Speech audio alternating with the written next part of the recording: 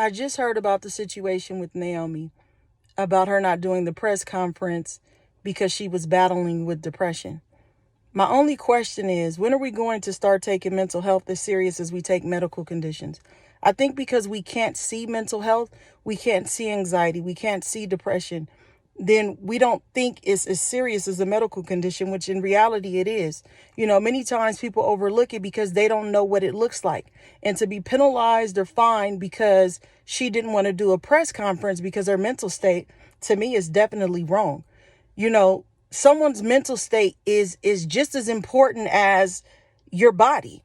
Your mental state is what controls your decisions. Is based on your actions, because before there's ever an action, it's always a thought.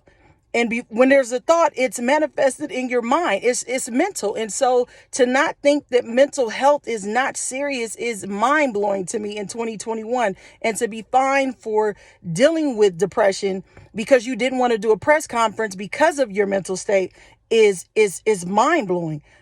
Just think about if she had got hurt and she said she wasn't physically able to do the press conference because there was a medical condition. It would have been fine because they could see it.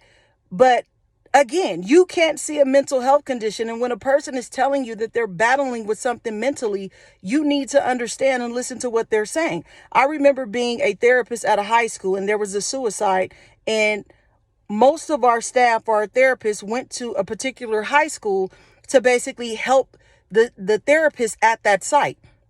And there was like over 100, 200 students in the area that we were in, and, helping the kids cope and having them talk and do art therapy and all different kinds of things to help them cope with the suicide that had just occurred with the student at their school. And so I got off work at 3:00, 3:30, and I went home and I went straight to sleep. And I didn't understand why I was so tired. So Monday, I'm talking to my colleagues and I was like, yeah, after we, did the coping skills and talked to the kids and different things, and we're trying to calm them down at the school that day, I went home and went straight to sleep. Well, 4 of my other colleagues told me they had did the same thing.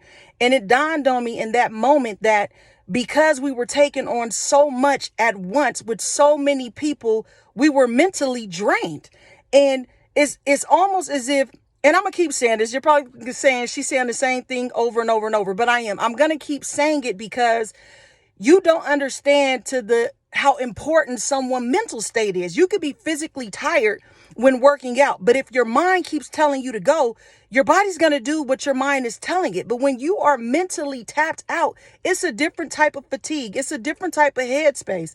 And I just want to say this. We really need to take mental health serious.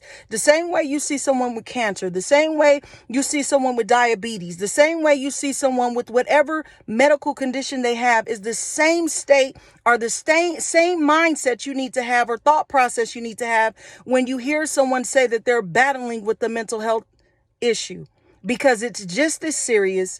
It's a major concern because, again, your mental state is what determines your actions and choices, which is how you navigate through life. And it's huge. So I'm just going to leave you and say this. Look at mental health in the same way that you look at a medical condition. And until next time, as I always say, continue to break cycles.